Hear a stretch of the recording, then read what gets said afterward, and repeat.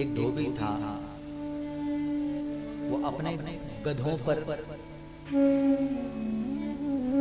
कपड़ों का बोझ भरता था, रखता था। उसके बाद दूर नदी में ले जा करके उन कपड़ों को उतारता था और अपने 5 गधों को बांध देता था और चरने के लिए छोड़ देता था और कपड़े धोने लग जाता था।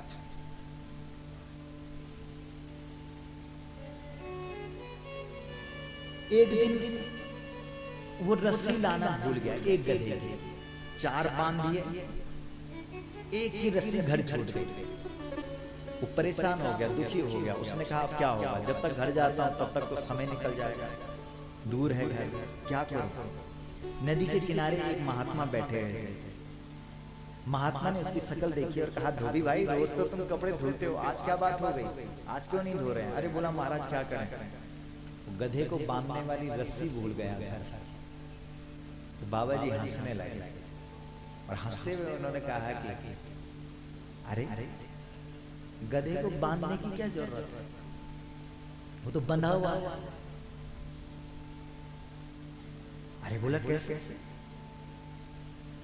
बोला देख मेरे मंत्र का कमाल। बाबा जी ने भी मजाक में कहा, बोला देख मेरे मंत्र का कमाल। बोलना राम राम और ऐसे करना हाथ से गधे की गर्दन में यूं और फिर उसको रस्सी को पेड़ से बांध देना और जाके गधा बन जाएगा। अब गया वो गधे के पास और गधे के गले में ऐसा क्या होता है और पेड़ पे बांध। गधे को लगा कि सचमुच मुझे बांध दिया, समझ रहे। और वो गया और अपने कपड़े धोने लग गया और गधे चर रहे हैं, वो चर भी नहीं रहा। क्यों? उसको लग रहा है कि आज मेरे मालिक ने इतना कस करके क्यों बांधा, बंधा हुआ नहीं है वो, लेकिन उसको ऐसा लगा कि जैसे मुझे आज मेरे मालिक ने कस करके बांध दिया। कपड़े धोने के बाद उसने जब सामान अपने कपड़े रख दिए, उसके बाद उसने एक एक करके 4 गधों को खोल दिया, क्योंकि उनमें रस्सी थी लगी। अब जो 5वां गधा उसमें रस्सी नहीं है, उसमें तो केवल ऐसे ही किया था उसने। अब उसको ध्यान ही नहीं रहा, उसने देखा इसमें तो रस्सी है ही नहीं, उसने सीधा मारा उसके डंडा, चल। अब वो चले ही नहीं। दूसरा डंडा मारा, अरे चल, वो चले ही नहीं। अरे उसने कहा ये क्या समस्या खड़ी हो गई। फिर गया महात्मा के पास, अरे बाबा बांधने का मंत्र दिया, खोलने का मंत्र तो दे, चलता ही नहीं है गधा। बाबा ने कहा मंत्र वगैरह कुछ नहीं है, जिस तरह से तूने उसको बांधा था ना एक्टिंग करके, इसी प्रकार से तू उसको खोल दे। ऐसा कर यो और यो खोल। अरे बोला अच्छा। गया वो भी और किया उसने ऐसे खोलने की एक्टिंग, मारा डंडा और गधा चल पड़ा।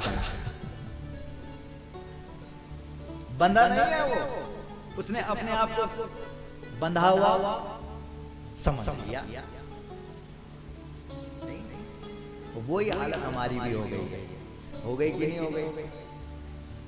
अरे जो आत्मा परमात्मा के पास है वही आत्मा हमारे पास है कि नहीं है। जोर से बोलो।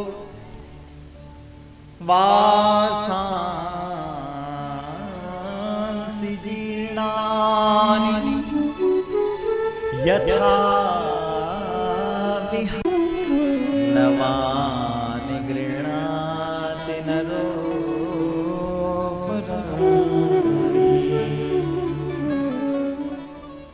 हम बंधन में पड़े हुए, हमने समझ लिया कि हम बंध गए। और जब तक हम समझ रहे हैं, जब तक सोच में हमारी ये बैठ गया है कि हम बंध गए हैं, तब तक बार बार जन्म हो रहा है और बार बार मृत्यु हो रही है।